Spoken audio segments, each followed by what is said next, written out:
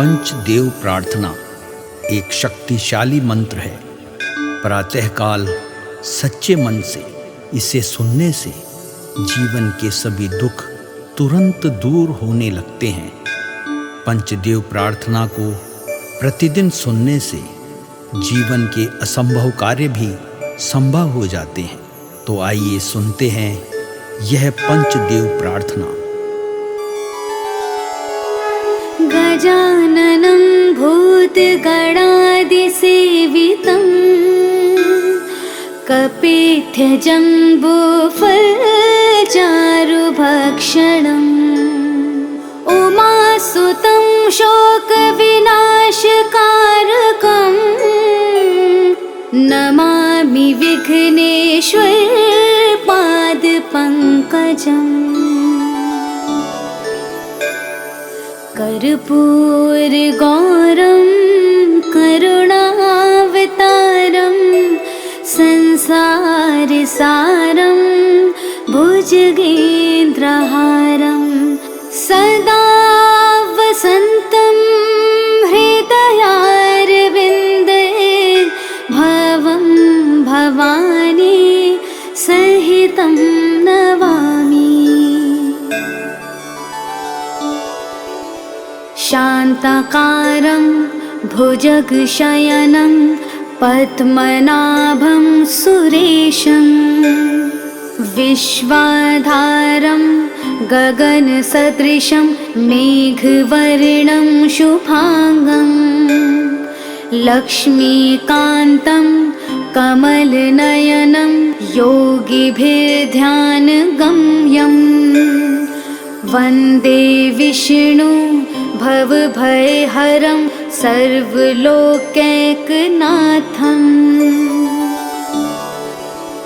नीलाम्बुजश्यामलकोमलाङ्गं सीतासमारोपितवामभागं पाणो महासायकचारुचापं नमामि रामं रघुवंशनाथम्। मनोजवं मारुततुल्यवेगं जितेन्द्रियं बुद्धिमतां वरिष्ठं वातात्मजं वानुरयोधमुख्यं श्रीरामदूतं शरणं प्रपद्ये। करारविन्देन पादारविन्दं मुखारविन्दे विनिवेशयन्तं वटस्य पत्रस्य पुटेश्यानं बालं मुकुन्दं मनसा स्मरामि। या देवी सर्वभूतेषु शक्तिरूपेण संस्थिता नमस्तस्यै नमस्तस्यै नमस्तस्यै नमो नमः। नीलाञ्जनासमाभासं रविपुत्रं यमाग्रजं छायामार्तण्डसम्भुतं तं नमामि शनैश्चरम्। गजाननं भूतगणादिसेवितं कपित्थजम्बूफलचारुभक्षणम् उमासुतं शोकविनाशकारकं नमामि विघ्नेश्वरपादपङ्कजम्। कर्पूरगौरं करुणावतारं संसारसारं भुजगेन्द्रहारं सदा वसन्तं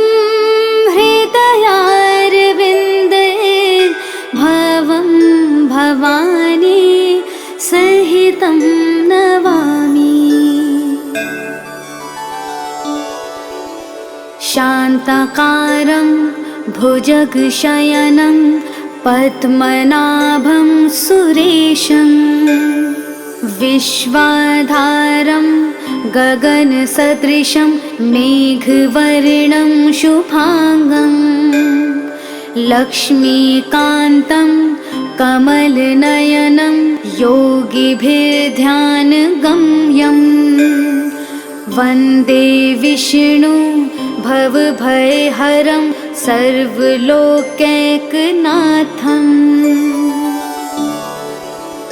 नीलाम्बुजश्यामलकोमलाङ्गं सीतासमारोपितवामभागं पाणो महासायकचारुचापं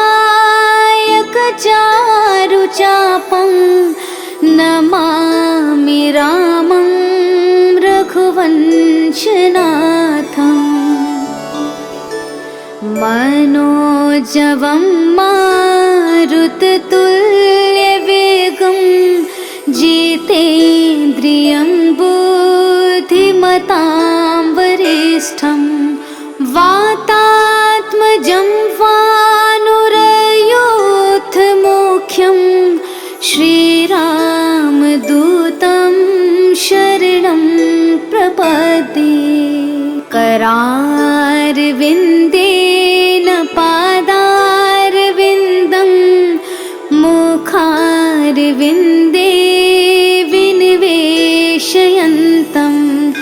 वटस्य पत्रस्य पुटेश्यानं बालं मुकुन्दं मनसा स्मरामि।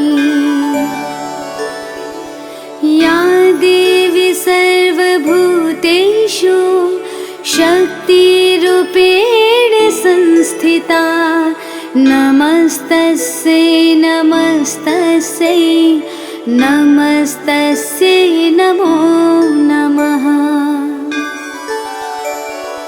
नीलाञ्जनासमाभासं रविपुत्रं यमाग्रजं छायामार्तण्डसम्भुतं तं नमामि शनैश्चरम्। गजाननं भूतगणादिसेवितं कपित्थजम्बूफलचारुभक्षणम् उमासुतं शोकविनाशकारकं नमामि विघ्नेश्वरपादपङ्कजम्। कर्पूरगौरं करुणावतारं संसारसारं भुजगेन्द्रहारं सदा वसन्तं हृदयारविन्दे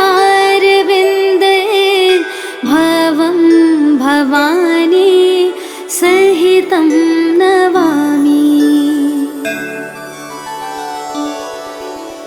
शान्ताकारं भुजगशयनं पद्मनाभं सुरेशं विश्वाधारं गगनसदृशं मेघवर्णं शुभांगं लक्ष्मीकान्तं कमलनयनं योगिभिर्ध्यानगम्यं वन्दे विष्णु भवभयहरं सर्वलोकैकनाथम्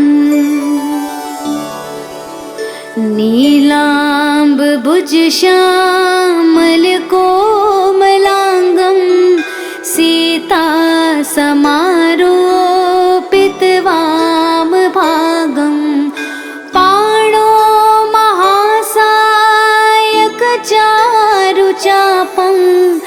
नमामि रामं रघुवंशनाथम्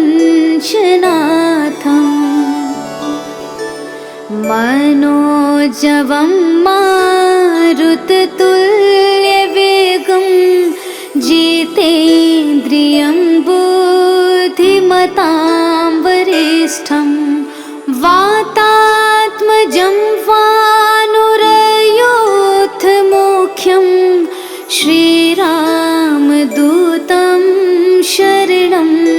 प्रपद्ये करारविन्देन पादारविन्दं मुखारविन्दे विनिवेशयन्तं वटस्य पत्रस्य पुटेश्यानं बालं मुकुन्दं मनसा स्मरामि। या देवी सर्वभूतेषु शक्तिरूपेण संस्थिता नमस्तस्यै नमस्तस्यै नमस्तस्यै नमो नमः। नीलाञ्जनासमाभासं रविपुत्रं यमाग्रजं छायामार्तण्डसम्भुतं तं नमामि शनैश्चरम्। गजाननं भूतगणादिसेवितं कपित्थजम्बूफलचारुभक्षणम् उमासुतं शोकविनाशकारकं नमामि विघ्नेश्वरपादपङ्कजम्। कर्पूरगौरं करुणावतारं संसारसारं भुजगेन्द्रहारं सदा वसन्तं हृदयारविन्दे भवं भवानी सहितं नमामि। शान्ताकारं भुजगशयनं पद्मनाभं सुरेशं विश्वाधारं गगनसदृशं मेघवर्णं शुभांगं लक्ष्मीकान्तं कमलनयनं योगिभिर्ध्यानगम्यं वन्दे विष्णु भवभयहरं सर्वलोकैकनाथम्।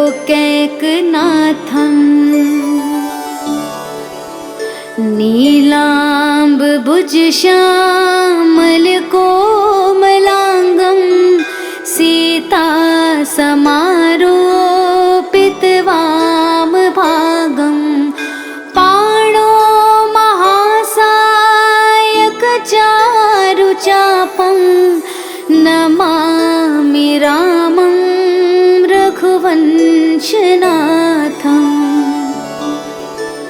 मनोजवं मारुततुल्यवेगं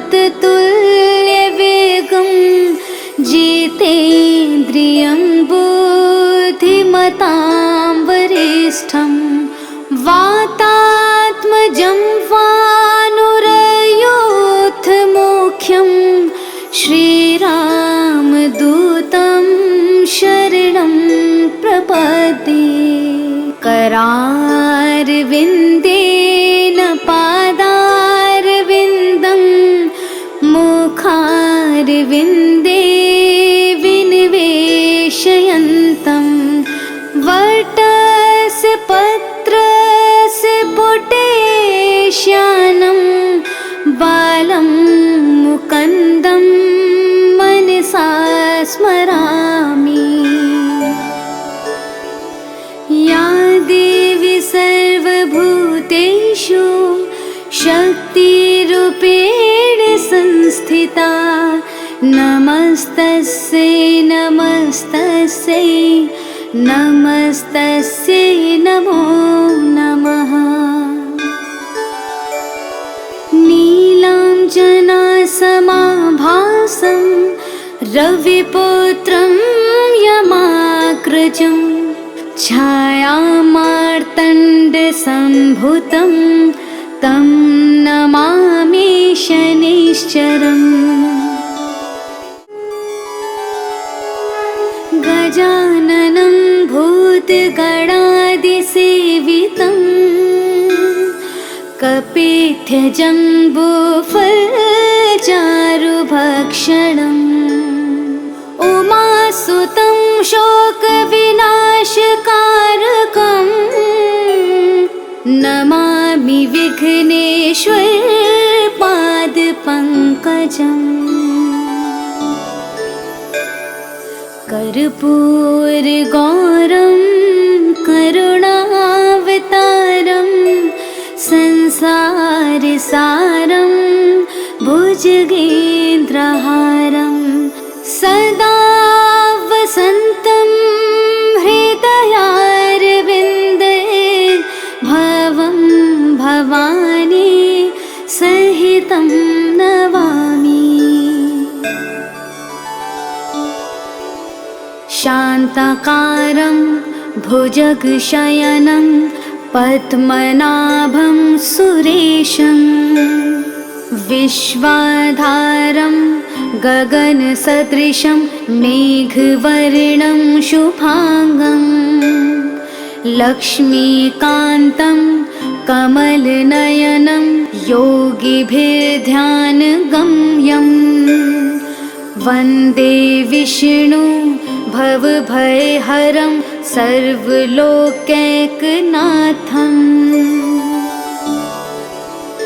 नीलाम्बुजश्यामलकोमलाङ्गं सीतासमारोपितवामभागं पाणो महासायकचारुचापं नमामि रामं रघुवंशनाथम् मनोजवं मारुततुल्यवेगं जितेन्द्रियं बुद्धिमतां वरिष्ठं वातात्मजं वानुरयूथमुख्यं श्रीरामदूतं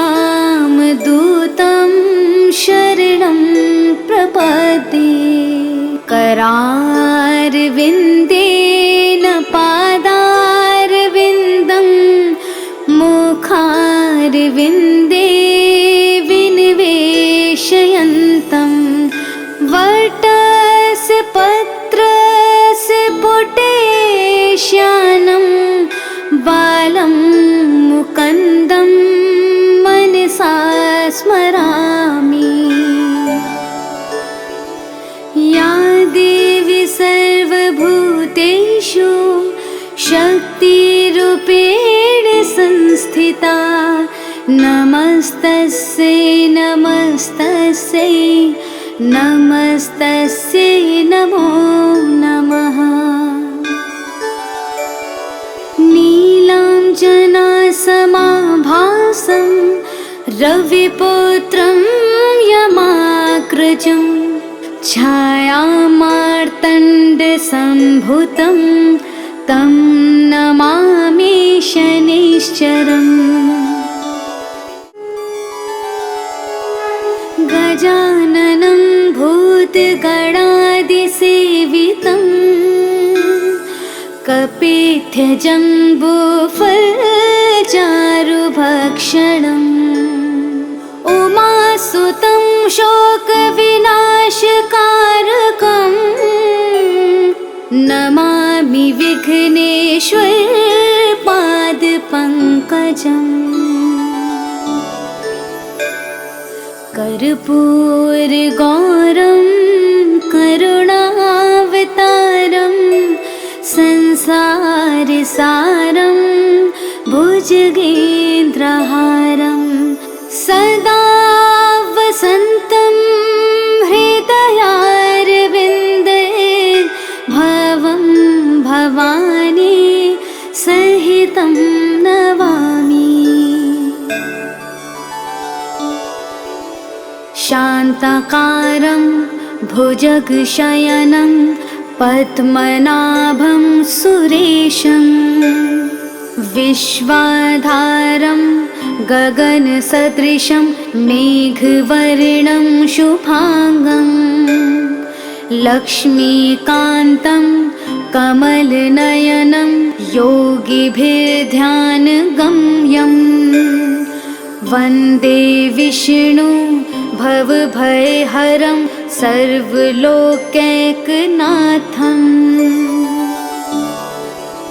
नीलाम्बुजश्यामलकोमलाङ्गं सीतासमारोपितवामभागं पाणो महासायकचारुचापं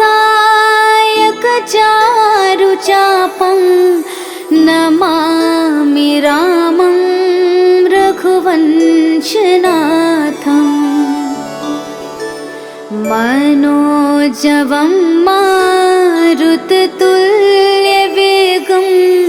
जितेन्द्रियं बुद्धिमतां वरिष्ठं वातात्मजं वानुरयोधमुख्यं श्रीरामदूतं शरणं प्रपद्ये करारविन्देन पादारविन्दं मुखारविन्दे विनिवेशयन्तं